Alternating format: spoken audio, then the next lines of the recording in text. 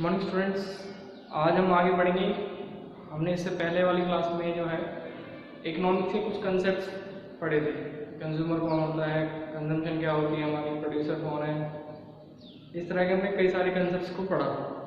आज हम स्टार्ट करने वाले हैं हमारा इसका पोर्शन जो है स्टैटिस्टिक्स का, कि स्टैटिस्टिक्स क्या होती है, उसकी डेफिनेशन क्या है, उसके किस तरह से यूज़ होंगे। ठीक है, तो सबसे पहले मैं हम पढ़ेंगे जो मैंने आप लोगों को सेंड किए हैं। पहले आप उसको पढ़िएगा, अपने कॉपीज में नोट डाउन कीजिएगा और फिर उसको समझने की हम यहाँ पे कोशिश करेंगे।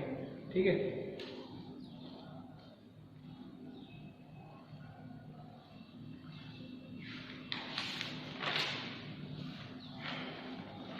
तो स्टैटिस्टिक्स क्या होती है।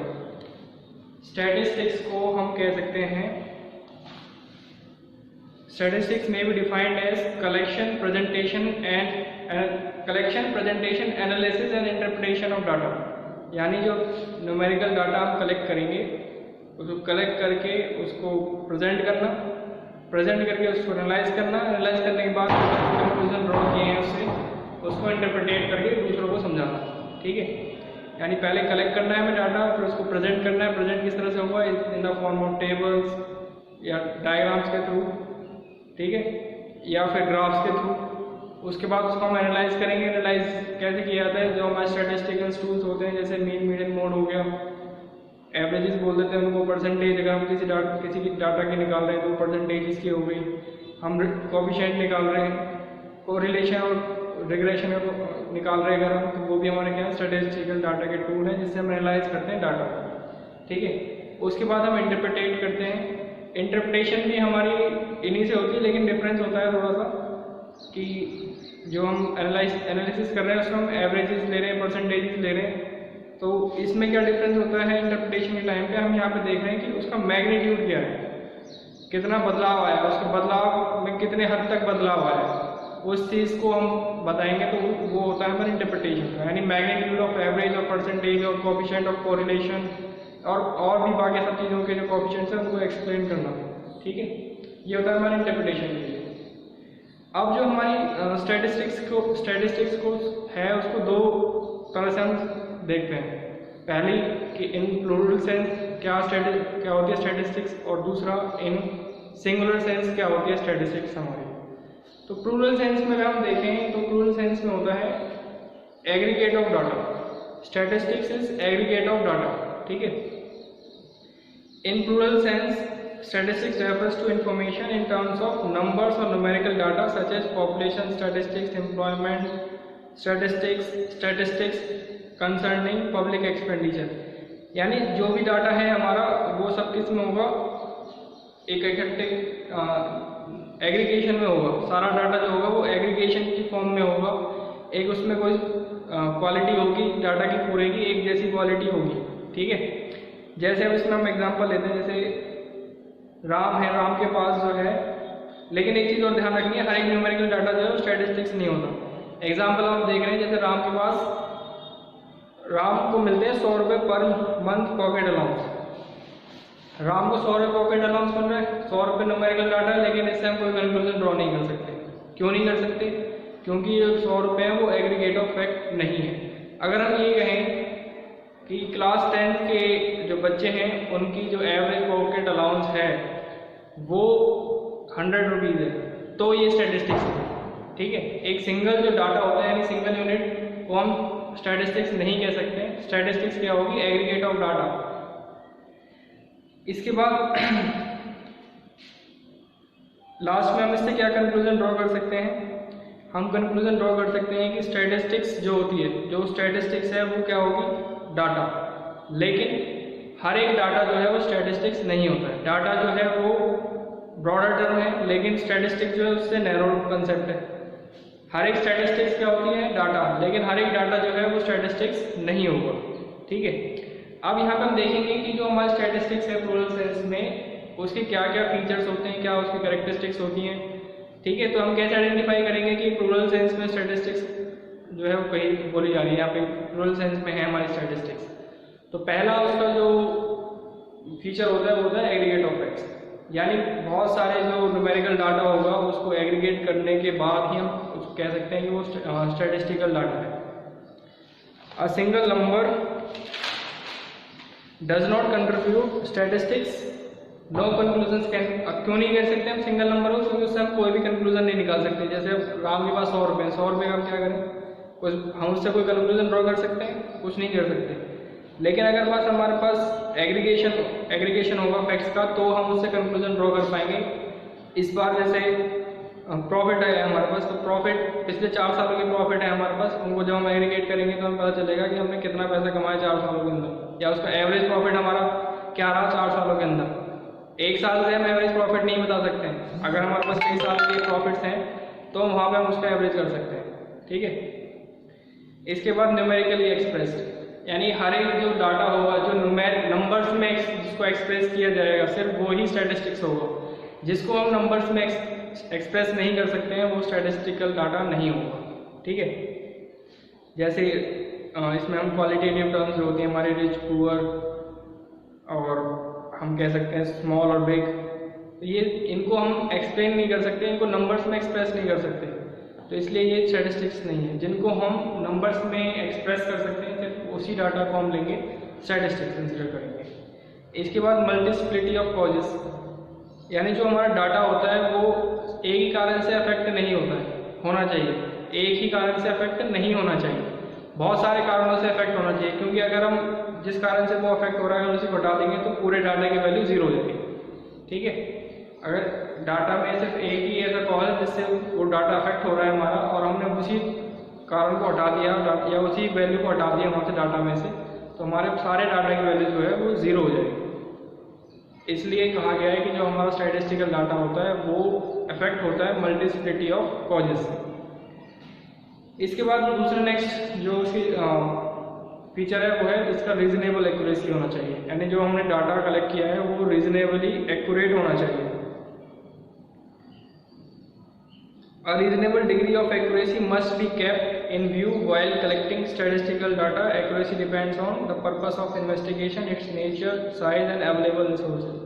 और जो उसकी एक्यूरेसी है वो डिपेंड करेगी डाटा की कि वो हमने किस पर्पस के लिए इकट्ठा किया है, कौन से मेथड हमने उसमें यूज़ करें इकट्ठा करने के, और उसका नेचर कैसा है, डाटा का नेचर कैसा है, उसका साइज छोटा है बड़ा है। ठीक है।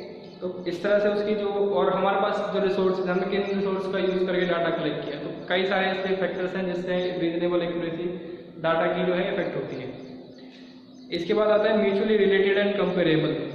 मतलब क्या है, जो डाटा हमने कलेक्ट किया है वो एक दूसरे से रिलेटेड होना चाहिए। ऐसा नहीं है एक की, जैसे हम एग्जांपल है राम की हम ले रहे हैं इनकम, एक का ले रहे हैं हम एक्सपेंडिचर, एक की ले रहे हैं हम सेविंग, तो ये तीनों चीज़ें जो है कंपेयर नहीं की जा सकती। अगर तीनों की इनकम ली जाए या तीनों के एक्सपेंडिचर ली जाए या तीनों की सेविंग्स ली जाएंगी तो हम उसको कंपेयर कर सकते हैं। ठीक है। इसके बाद प्री डिटरमाइंड ऑब्जेक्टिव्स।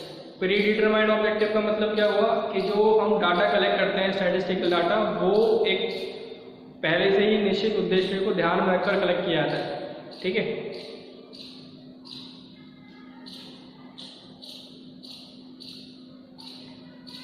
अगर हम बिना किसी डेफिनेट ऑब्जेक्टिव के कोई डाटा इकट्ठा करेंगे तो उसकी कोई भी वैल्यू नहीं होगी और उसको स्टैटिस्टिक्स नहीं माना जाएगा। इसके बाद हम जो नेक्स्ट इसका पॉइंट है वो है एनुमरेटेड और एस्टिमेटेड, यानी डाटा जो है हमारा जो स्टैटिस्टिक्स है वो एनुमरेटेड भी हो सकती है। एनुमरेटेड का मतलब क्या होता है, एक एनुमरेटर को अपॉइंट किया जाता है और घर घर जा करके वो डाटा इकट्ठा करके लेकर के आता है। एस्टिमेशन क्या होता है, हम बैठ करके अंदाज़ा लगाते हैं भाई यहाँ पे ये डाटा हो सकता है, हमारा इस तरह का डाटा हो सकता है। तो एस्टिमेशन का मतलब है अंदाज़ा लगाना, और एनुमरेशन का मतलब होता है कि जा करके डाटा इकट्ठा करके लेकर के आना। अब जहाँ पे जो फील्ड ऑफ इन्वेस्टिगेशन होती है स्टैटिस्टिक्स के अंदर, अगर वो स्मॉल है, छोटी जगह में हम इन्वेस्टिगेशन करने वाले हैं, तो वहाँ पे हम एनुमरेशन का जो मेथड है वो एडॉप्ट कर सकते हैं। लेकिन अगर हमारी फील्ड ऑफ इन्वेस्टिगेशन अगर बहुत बड़ी है तो वहाँ पे एनुमरेशन का मेथड जो है वो सक्सेसफुल नहीं होगा, वहाँ पे हमें एस्टिमेशन का मेथड से ही काम करना पड़ेगा। इसके बाद है collected in a systematic manner. जो डाटा कलेक्ट किया जाता है स्टैटिस्टिक्स में वो एक सिस्टम के थ्रू, यानी एक सिस्टमेटिक मैनर में कलेक्ट किया जाता है। सिस्टमेटिक मैनर में कलेक्ट नहीं करेंगे तो उसका कोई रेलिवेंस नहीं होगा स्टैटिस्टिक्स के अंदर। क्योंकि उससे हम कोई भी कंक्लूजन्स ड्रॉ नहीं कर पाएंगे। इसके बाद ये तो हो गए हमारे 8 जो हैं features statistics as a plural noun के।